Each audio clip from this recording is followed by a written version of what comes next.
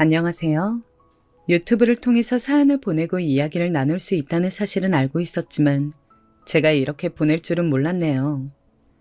처음이라 다소 낯설고 어색하지만 재미있게 들어주세요. 저는 올해 30이 된 여성입니다. 호텔 경영학과를 나와서 지금은 호텔 데스크에서 안내하는 일을 하고 있어요. 사람들을 친절히 안내하고 이끄는 직업을 가졌지만 평소에 저는 꽤나 조용하고 수동적인 삶을 살고 있고요. 나서는 것과 시끄러운 걸 좋아하지 않아서 바깥보다 집에 있는 걸 더 즐기곤 합니다. 그렇기에 일상 속에서 딱히 내세울 정도로 특별한 건 없네요. 단지 올해 30이 된 만큼 제 삶의 책임을 지기 위해 더 열심히 일하는 평범한 30대 청년일 뿐이죠. 이렇게 유튜브에 보내긴 사연 정도가 특별한 경험이 되겠네요. 드라마에서나 익히 보았던 파혼이란 걸 바로 제가 하게 됐거든요. 그 과정까지의 애달팠던 시간들이 이렇게 지나고 보니 참 우스운 것 같아서 여러분께 털어놓으려고 합니다. 제가 봐도 많이 답답하고 한심한 부분들이 많으니 부디 너그러운 마음으로 헤아리며 봐주셨으면 좋겠어요. 결혼을 약속했던 그 사람은 저보다 4살 많은 헬스 트레이너였어요. 헬스장에서 운동을 가르치는 사람이었죠. 첫 만남은 대략 1년 반 전 제가 처음으로 혼자 부산으로 여행을 갔다가 시작됐어요. 그 당시 저는 서울 중앙부에 있던 작은 호텔에서 일하고 있었는데 코로나19가 터지면서 그 근교에 있던 호텔들의 경제 상황이 크게 위태로워지고 있었어요. 코로나가 쉽게 끝나지 않을 거란 걸 깨달은 호텔 내에서 인사이동과 공고사직이 번번해졌고 그로 인해 저도 생계가 위협되는 시점이었죠. 타이로도 자이로도 저에게 결단이 필요했던 때였기에 결국 일을 그만두게 되었습니다. 일상에 환기를 주기 위해 떠난 여행이었는데 저처럼 여행을 온 그 사람을 만나게 된 거예요. 그 사람을 간략히 성훈이라고 부를게요. 성훈 씨는 명문대를 나왔지만 본인이 하고 싶은 운동을 살려서 취직했었다고 하더라고요. 그렇게 부모님 반대를 무릅쓰고 서울에서 일하던 중에 코로나로 인해 일자리를 잃고서 친구와 함께 여행을 오게 됐다네요. 우리 3사람은 우연히 만난 술자리에서 긴 이야기를 나누며 친분을 쌓게 됐어요. 저는 그때 성훈 씨를 보며 비록 실직이라는 어려운 상황이었지만 자신의 미래에 대한 확신이 있는 모습이 좋았습니다. 앞으로 하고 싶은 일을 위해 자신이 쌓아온 것들을 포기할 줄 아는 과감성도 좋았고요. 사실 저는 항상 제 일이 적성에 맞는지 앞으로 자부심을 갖고 할 수 있는지에 대한 의심이 많은 편이었어요. 모든 일이 그렇겠지만 서비스직을 하면서 다양한 사람들을 만날 때마다 회의감이 들었고 그만두고 싶었던 때가 한두 번이 아니었거든요. 분명 이 직업에 대한 선망으로 시작했지만 제가 정말 잘할 수 있는 일인지에 대해서는 자신이 없었고요. 그럴 때마다 저희 아버지가 하셨던 말씀이 있었어요. 의심이 든다면 그 의심을 확인해 보겠다는 생각으로 더 빠져들어서 도전해 보아라는 것이었죠. 그러다 보면 그 의심이 옳든 틀리든 지나온 시간대로 후회하지 않을 거라고요. 그런데 성훈 씨를 처음 만났던 그 순간에 아버지와 똑같은 말을 하더군요. 과거의 자신도 지금 하고 있던 일에 확신이 없었지만 매 순간 최선을 다해서 도전해왔기에 후회하진 않는다고요. 그 이야기를 들으니 인간적인 호기심이 생겼던 것 같아요. 물론 겉보기에도 말끔하니 호감상이기도 했거든요. 그래서 저는 평소에 저답지 않게 열렬히 구애했고 우리는 만남을 시작하게 되었습니다. 만남을 이어가면서 커다란 문제는 없었어요. 둘 다 나이가 있는 만큼 결혼을 전제로 시작했기에 다른 때보다 진중했고 서로를 알아가는 데 시간과 노력을 아끼지 않았거든요. 참 좋은 사람 같았어요. 이런 사람이라면 평생을 함께한다 해도 괜찮겠다 싶었죠. 굉장히 세심한 사람이라 사소한 것 하나하나 살펴주니까 저로서는 사랑받는 기분이 들어서 좋았어요. 직업적으로 불안정하긴 했지만 미래에 대한 꿈도 갖고 있었고요. 다만 성훈 씨는 자신의 학벌에 대한 자부심이 큰 편이었어요. 아는 것이 많았던 만큼 자신이 알고 있는 걸 이야기해 주길 좋아하던 사람이었죠. 저는 원래 듣는 걸 좋아하는 편이긴 했는데 그래서 그런지 본인도 저만 만나면 평소보다 더 수다스러워진다고 하더라고요. 보통은 본인이 살아온 이야기와 4살 많은 인생 선배로서 제 삶에 대한 조언 등에 대한 이야기였죠.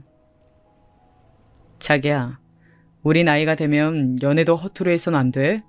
배울 게 많은 사람을 만나야 나중에도 손해를 안 본다고. 장담하건대 난 누구보다 치열하게 살아왔어. 자기가 만나왔던 사람들과는 다를걸? 일을 그만뒀다고 해서 그냥 놀고 있는 게 아니라니까? 네가 어려서 아직 잘 몰라서 그러는데 이직이라는 게 그렇게 쉬운 일이 아니거든. 최소한 6개월은 더 쉬면서 차근차근 준비하면 돼. 뭐 이런 말들이요. 처음엔 기분이 상했지만 듣다 보니 나중에 그러려니 하게 되더라고요. 말이 좀 많아서 그렇지 그것만 빼면 저에게 잘하기도 하고 잔소리하는 만큼 챙겨주기도 잘했거든요.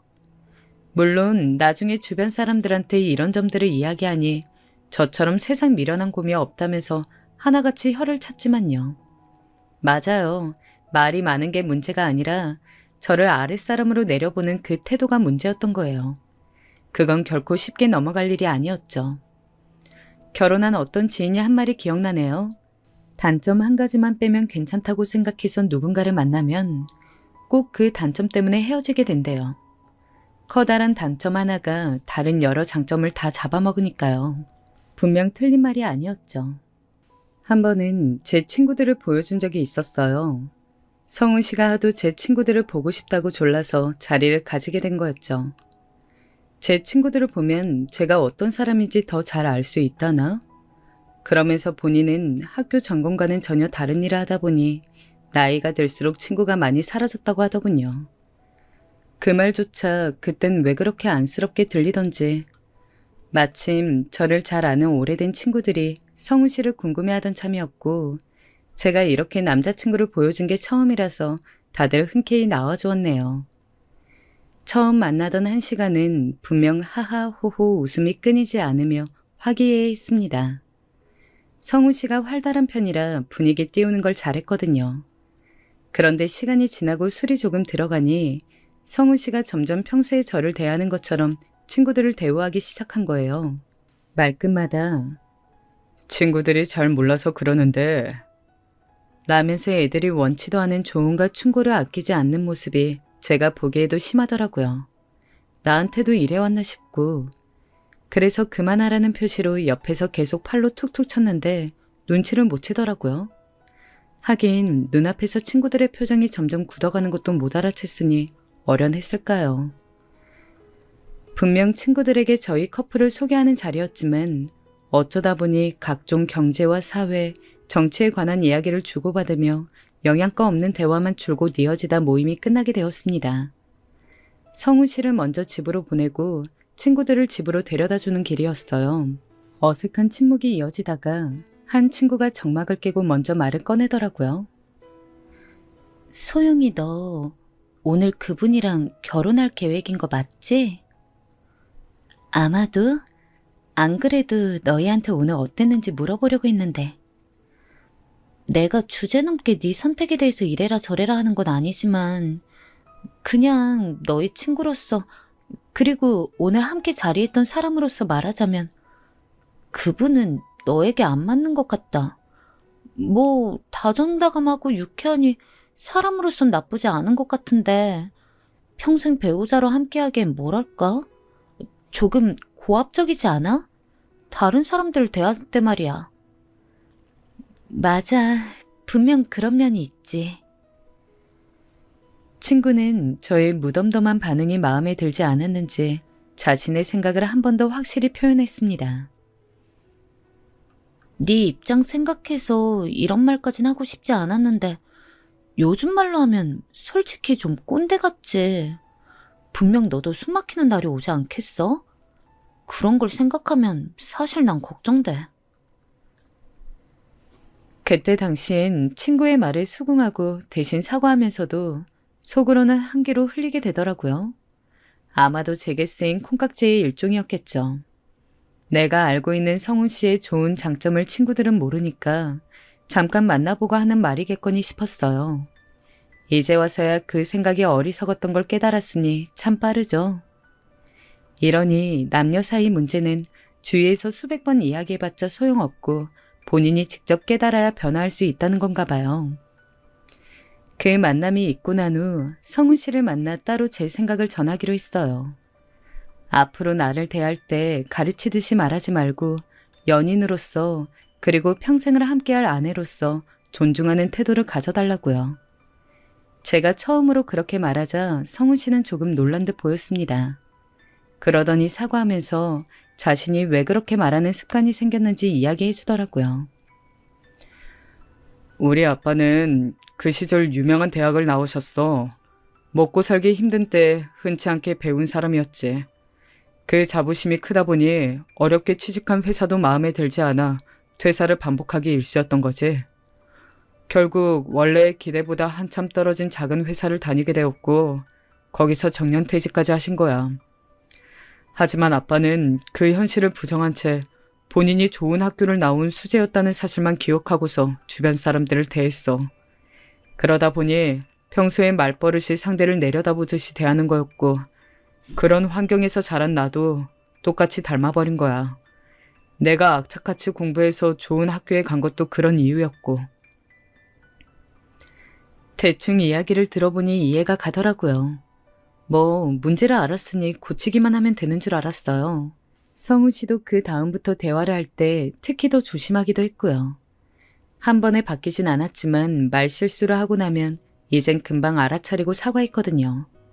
제가 여기서 또 간과했던 건 결혼은 당사자 두 사람만의 일이 아니라는 거였어요. 말로만 들어왔던 남자친구의 아빠가 저의 시아버지가 될 사람이란 걸 잊고 있던 거죠. 코로나가 어느 정도 일상화된 후 아버지의 소개로 저는 다른 호텔로 이직하게 되었습니다. 전 직장보다 더 크고 알려진 곳이라 저에겐 좋은 기회였죠. 성우 씨도 헬스 트레이너 일을 다시 다니게 되었어요. 거기서 운동을 가르치며 몇 년 더 일하다가 본인만의 헬스장을 차리는 게 목표라고 했죠. 그렇게 어느 정도 자리가 안정화되고 우리는 1년 후 결혼을 약속하게 되었습니다. 부모님께 말씀드렸을 땐 사실 크게 반기진 않으셨어요. 아무래도 성훈 씨의 일이 안정적이지 않는 것 같다는 어른들의 선입견이 강한 탓이었죠.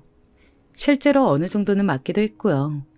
그렇지만 계속된 설득 끝에 결국은 제 뜻을 따라주기로 했습니다. 저의 선택이니 끝까지 믿어주시겠다면서요. 같이 한번 찾아뵙겠다고 약속을 드리고선 저는 먼저 성훈 씨 부모님을 찾아뵙게 되었습니다. 상견례 전에 얼굴 뵙고 인사드리려고 했고 성훈 씨 아버님 어머님께서 꼭 이쪽 먼저 찾아오라고 신신당부하셨다고 했어요. 괜찮은 일식집이나 한정식집에서 뵈려고 알아보았는데 성훈 씨 어머님께서 집으로 초대해 주시더라고요. 아직 식장을 잡은 것도 아닌데 부담스러우시다는 이유였어요. 전 긴장한 마음으로 갖가지 과일과 한우를 사서 집으로 찾아뵈었습니다. 뭘 좋아하실지 몰라서 최대한 고급스러운 것들을 골라갔어요. 센스가 없는 편이니 성이라도 보일 수 있게요. 찾아뵐 당시 아버님은 다른 일정으로 외출하신 상태라 안 계셨고 어머님이 절 맞이해 주셨습니다. 차려주신 상을 두고서 성훈 씨와 어머님, 저 세 사람은 이런저런 대화를 가볍게 나누었어요. 어머님은 종종 들어왔던 것처럼 말투는 조금 차가우신 편이었지만 그렇다고 해서 저에게 관심이 없거나 부정적으로 생각하는 것 같진 않으셨죠. 그래도 장차 며느리가 될 사람이라고 생각해서 그러신 건지 예의를 차려주시면서 여러 질문을 많이 하셨거든요. 어디서 태어났고 어떤 걸 배웠고 지금은 어디서 뭘 하고 있는지 그런 기본적이고 필수적인 것들에 대해서요. 그러다 간혹 저희 집안에 대해서 물으시기도 했죠. 그래서 부모님께선 지금 아직도 일하고 계시고 어느 쪽에서 일하시니? 연세는 어떻게 되셔? 저는 대답을 잠시 고민했습니다. 안 그래도 남자친구 집을 찾아뵙기 전에 가족에게 이 사실을 먼저 알렸었거든요. 그랬더니 엄마가 제게 그러시더라고요.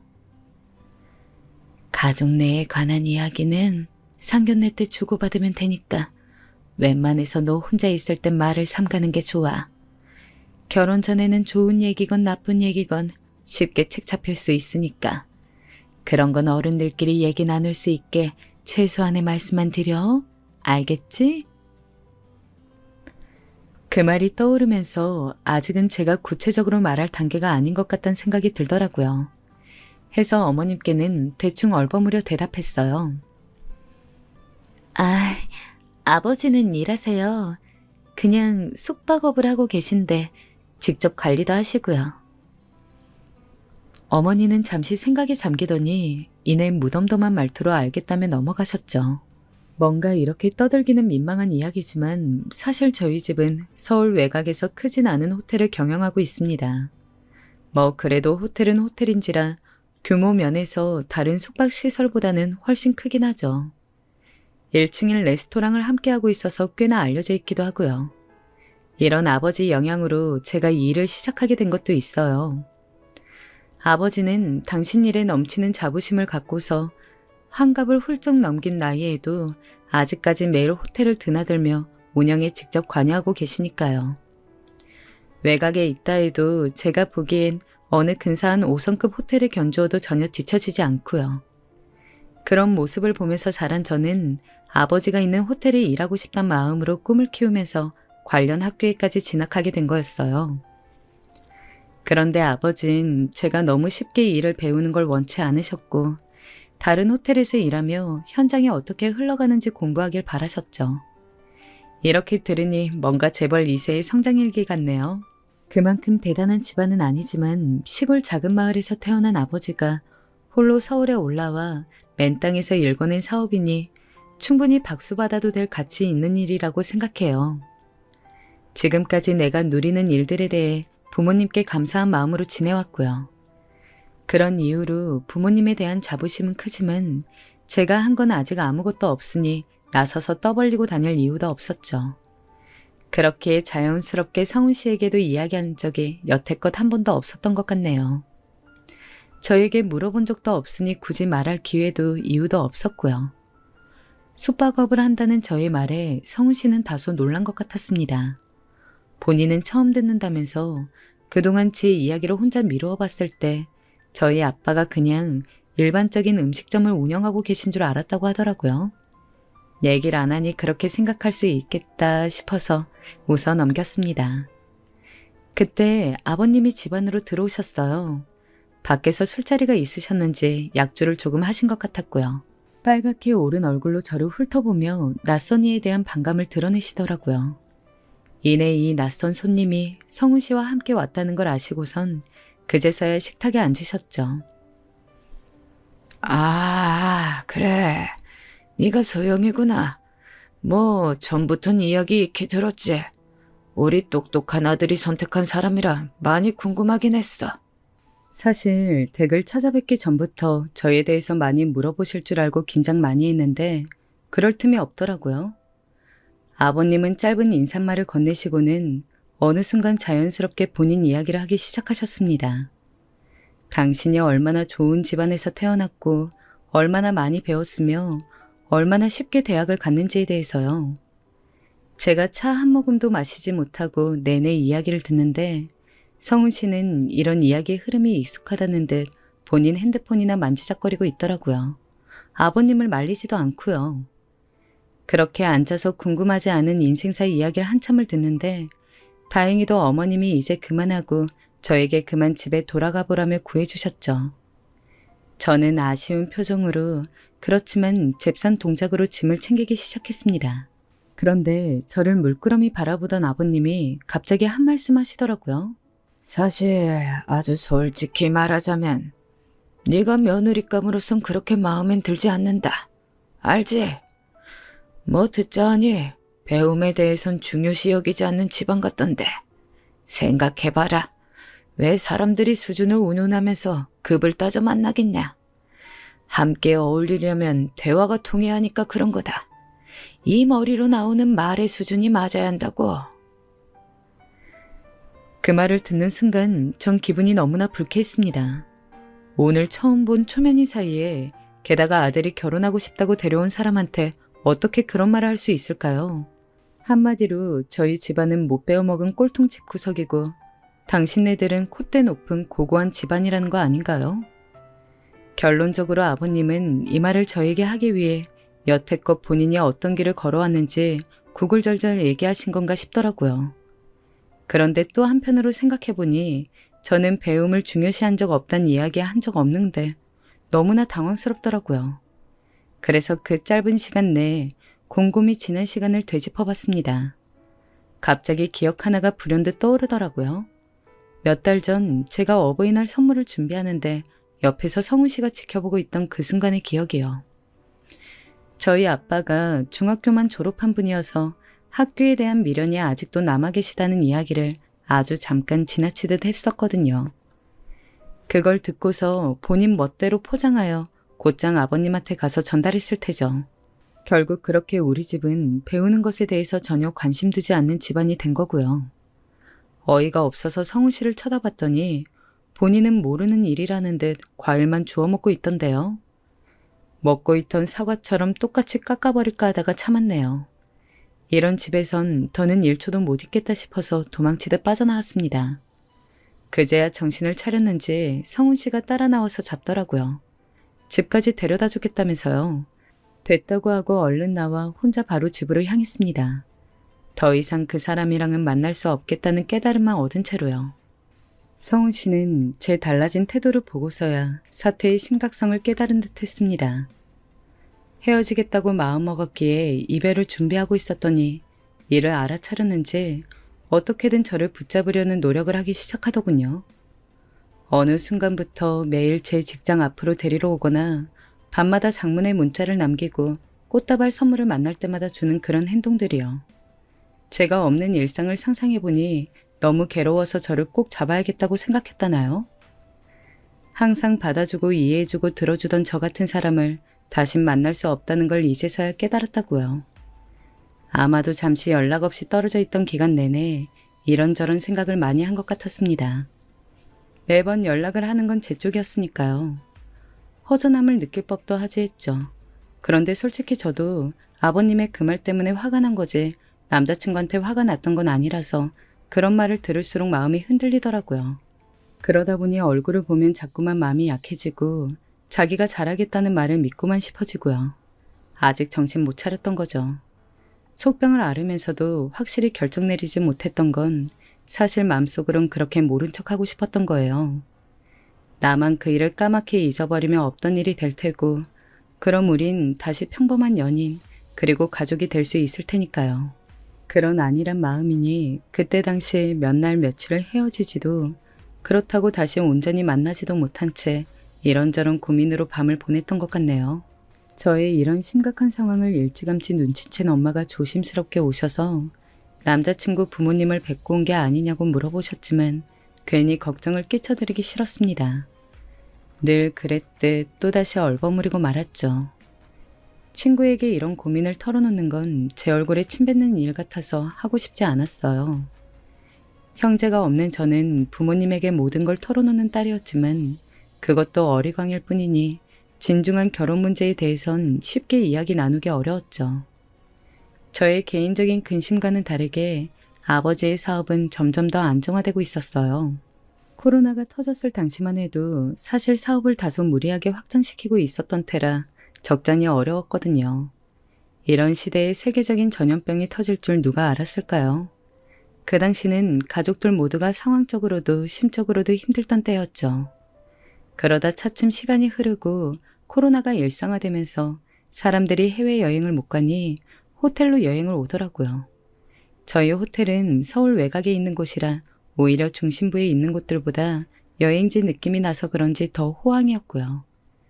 갖은 노력 끝에 2년 만에 간신히 이전 매출을 되살릴 수 있었고 이제야 우리 가족들도 한시름 덜고서 웃을 수 있게 됐습니다. 그러니 저도 전과 다른 마음의 여유가 생겼던 것 같아요. 상황이 어려워 마음이 조급할 땐 연애도 쉽게 되지 않았는데 이런 문제였나 봐요. 남자친구 문제에 있어서도 조금 더 너그럽고 여유로워졌다고 해야 할까요? 당시 성훈 씨 집에서 겪은 일들도 시간이 지나니 희미해져 실수로 치부해버리게 된 거예요. 그렇게 저는 남자친구를 다시 받아주게 되었습니다. 그게 저의 가장 커다란 실수였지만요. 용서를 받은 성훈 씨는 앞으로 자기 식구들이 제게 무례하게 한다면 본인이 나서서 한 소리 하겠다고 약속을 했어요. 그 모습이 딱히 믿음직스럽진 않았지만 뭐 그래도 괜찮았어요. 왜냐면 저는 그 당시 만약 같은 실수가 반복되면 그때 완전히 끝내자라는 마음이었거든요. 그래서 제가 먼저 아버님, 어머님을 다시 한번 뵙고 싶다고 제안했습니다. 그전까지 혼자 속병 앓았던 시간과 고민했던 순간들이 아깝지 않도록 빠른 결단을 내리고 싶었어요.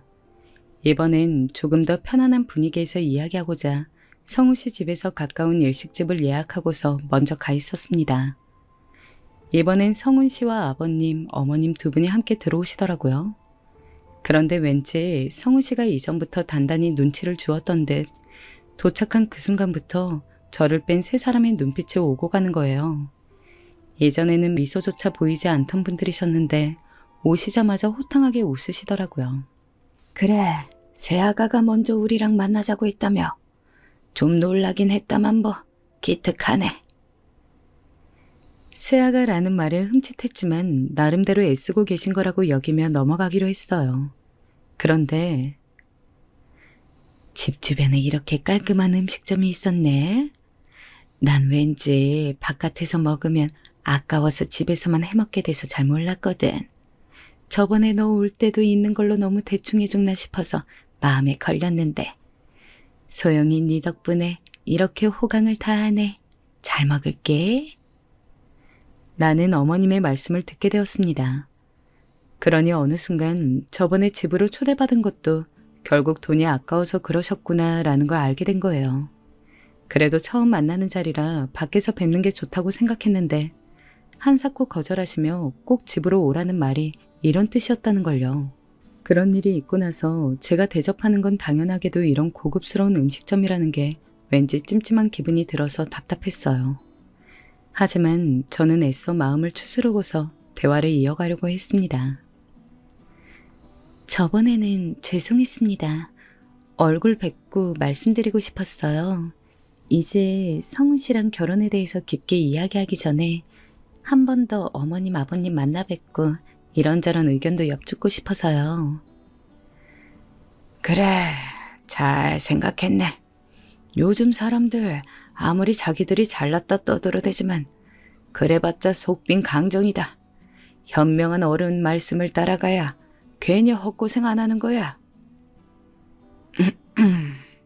잠잠고 듣고 있던 성훈 씨가 아버님 말씀이 끝나기도 전에 크게 헛기침을 하더라고요.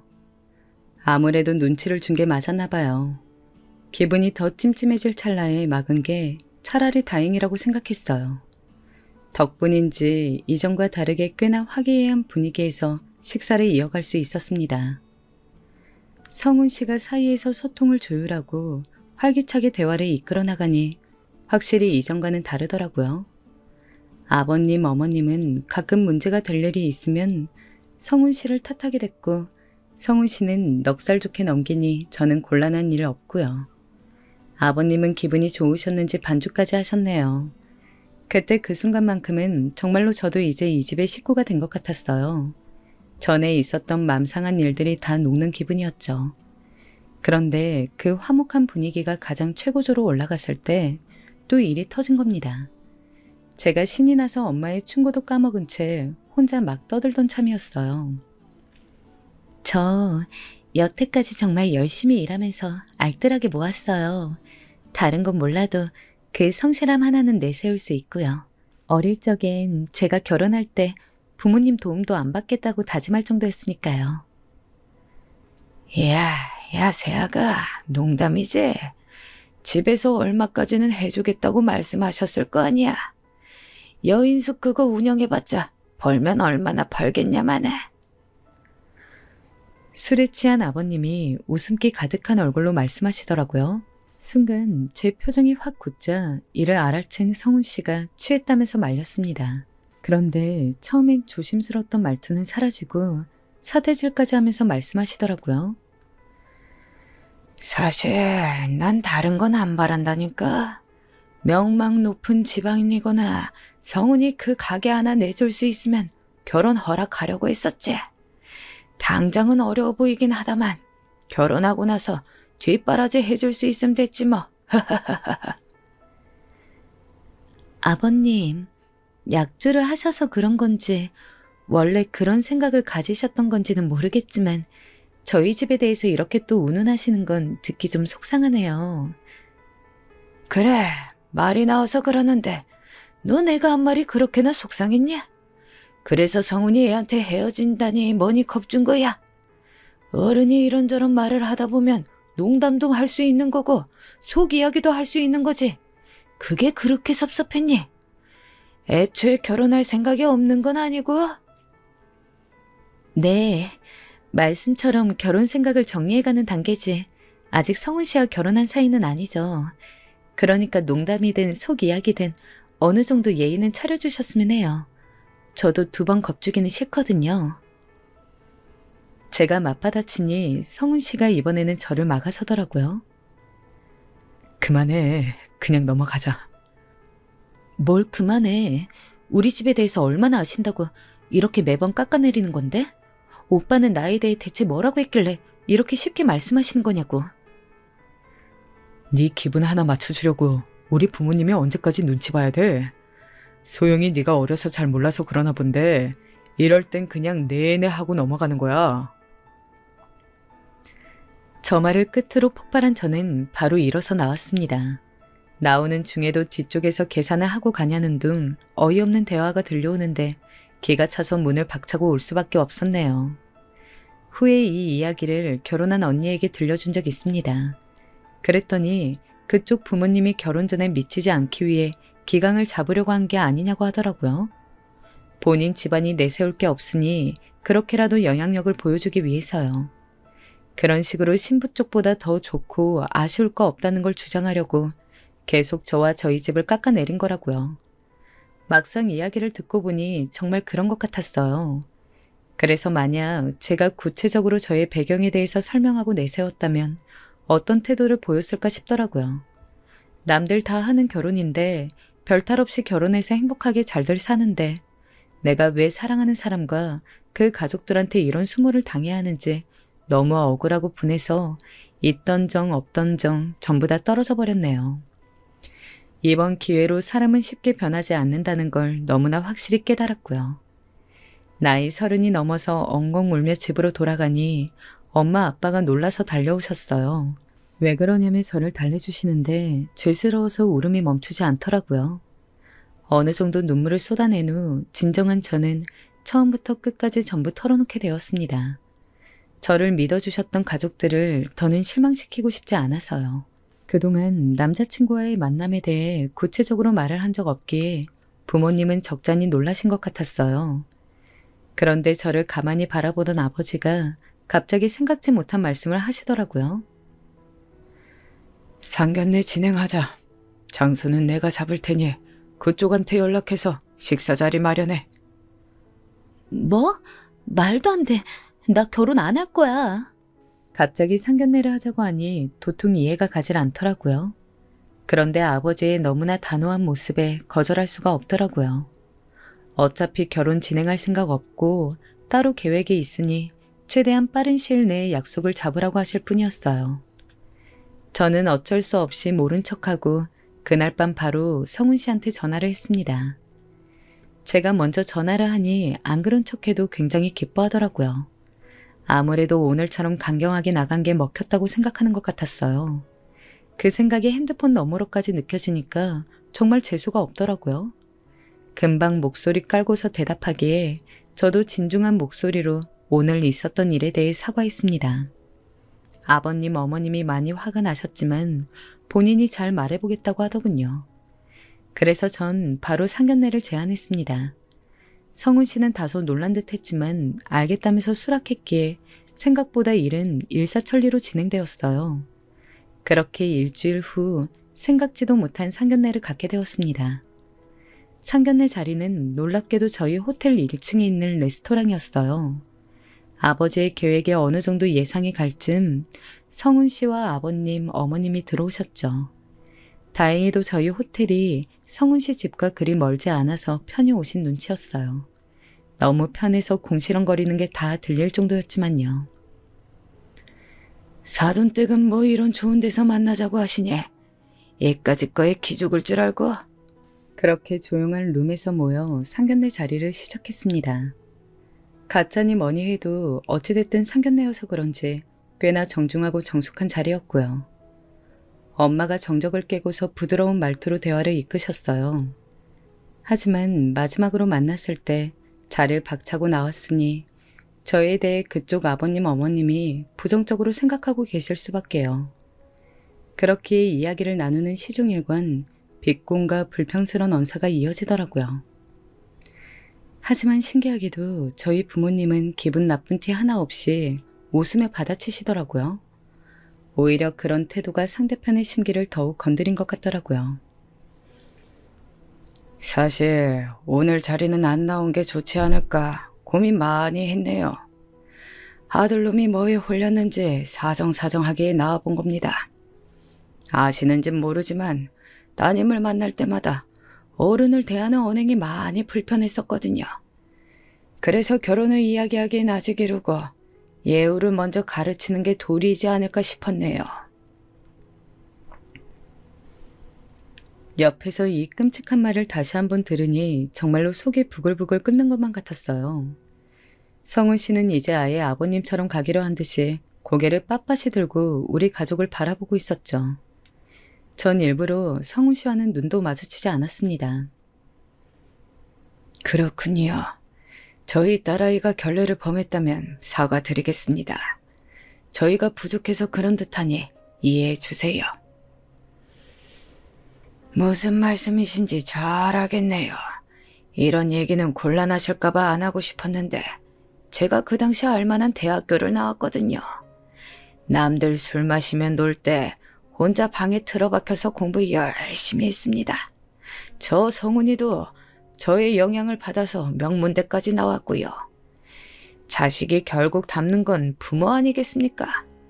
듣자 하니 중졸이시라던데 그런 면에서 솔직히 좀 걱정스럽긴 합니다. 머리도 유전 아닙니까? 아버진 대답 없이 웃으며 커피만 마셨습니다. 그러더니 하시는 말씀이 저희는 그쪽처럼 아이를 캐묻지 않아서 구체적으로는 알지 못합니다만 종종 이야긴 들었습니다. 지금은 퇴직하고 집에서 쉬고 계신다면서요. 좋은 대학교까지 나오셨는데 그저 그런 회사에서 정년퇴직까지 하시다니 자물성이 좋으시네요. 아, 그쪽 아들도 똑같은 길을 걷고 있으니 말씀처럼 분명 유전이 많네요. 지금 말 다 했습니까? 알량한 학벌로 유세 떠는 그쪽 집안에 저희 귀한 딸 보낼 생각 애초에 추워도 없었습니다. 다만 저는 그 귀한 아들을 보지 못했으니 공평하지 않아서 자리를 마련한 겁니다. 그런데 막상 지켜볼 가치조차 없어 보여서 괜히 왔나 싶네요. 못 배워먹어 사람을 내리깔아 본다고 들었는데 누굴 닮은 건지 잘 알겠습니다. 제 두 눈으로 보고도 못 믿을 광경이네요. 그럼 저희는 일어나죠. 대화도 안 끝났는데 어딜 일어납니까? 앉으세요. 저도 그러고 싶지만 이렇게 겸상을 하기엔 수준이 안 맞네요. 뭐 아주 천천히 즐기다 가세요. 이 호텔 제 거거든요. 뭐요? 숙박업치곤 좀 크긴 하네요. 아, 오늘 식사는 제가 대접하려고 했는데 덕분에 밥맛이 떨어져서 마음이 바뀌었습니다. 드신 건 계산하고 나가주세요, 그럼. 당황한 성훈 씨와 그 가족을 두고서 우리는 밖으로 나왔습니다. 이윽고 세 사람이 나와서 도망치듯 호텔 밖으로 빠져나가는 것까지 지켜보았죠. 아마도 분명히 성훈 씨가 나가면서 로비에 있던 저를 본 것 같지만 아는 척 없이 서둘러 나가더군요. 속이 너무 시원했지만 한편으론 내가 사랑했던 사람과의 끝이 이런 식이라니 많이 서글프기도 했어요. 그런 저를 위로해 준 건 이번에도 부모님이었습니다. 부모님께도 감사하면서도 죄송스러운 복합적인 감정이 밀려오더라고요. 또다시 눈물이 나는 걸 꾹 참으며 두 분을 안아드렸습니다. 부모님이 너무 자랑스럽고 저도 자랑스러운 딸이 되겠다는 말과 함께요. 그러자 아버지가 말씀하시길 네가 우리의 자랑거리가 되려고 애쓸 필요 없어. 부모와 자식은 완전히 달라. 그러니 너는 그냥 네 자리에서 스스로의 자랑이 되면 돼. 엄마 아빠가 여태껏 그런 마음으로 살아온 것처럼 말이야. 30 넘어 처음 안긴 부모님의 품은 너무 따스하고 든든했습니다. 그렇게 헤어진 뒤로 성훈 씨에게 몇 번이나 전화가 왔어요. 호텔하는 걸 왜 자신에게 속였냐며 거짓말한 건 어떤 음모를 가지고 자기에게 접근하기 위해 그런 거 아니냐고 캐묻더라고요. 그래서 저는 누가 말만 앞서고 가진 거 하나 없는 거지에게 접근하냐? 면서 바로 차단해 두었죠. 아마도 지금쯤 배 아파서 몸져 누워있지 않을까 싶네요. 이번 한 번만 속상해하고 넘기면 너무 아쉬우니까 제게 좋은 소식이 생기면 어떤 방법을 써서라도 틈틈이 알리려 해요. 유치할진 몰라도 당신이 어이없이 떠나보낸 사람이 이 정도로 대단하는 걸 알았으면 싶어서요. 제 마음까지 파혼하려면 시간이 조금 더 필요할 듯 하네요. 그렇게 절망에 빠질 일도 아니지만 파혼을 결정하고 단 한 번도 후회한 적 없었어요. 제가 선택한 일에 대해 매 순간 책임지려고 했고 그 길이 험난하고 괴로웠지만 최선을 다해 해결하려고 노력해왔어요. 아마도 아버지가 해주셨던 말씀은 비단 일뿐만이 아니라 우리네 인생에도 적용될 수 있는 말인 것 같아요. 이렇게 돌아보니 한심한 실수를 참 많이도 저질렀네요. 하지만 좀 뻔하긴 해도 사람은 실수로 성장한다고 다들 그러잖아요. 그로 인해 적잖이 배우고 또 성장했으니 달갑게 받아들이려고 합니다. 앞으로 또 크고 작은 실수를 할 테고 그에 따라 후회도 하겠지만 이를 극복할 힘이 있다면 전 언제든 최선을 다해 소용돌이 같은 삶 속으로 뛰어들겠어요. 저의 이야기를 들어주셔서 감사합니다. 여러분 모두 후회 없는 삶을 살아가시길.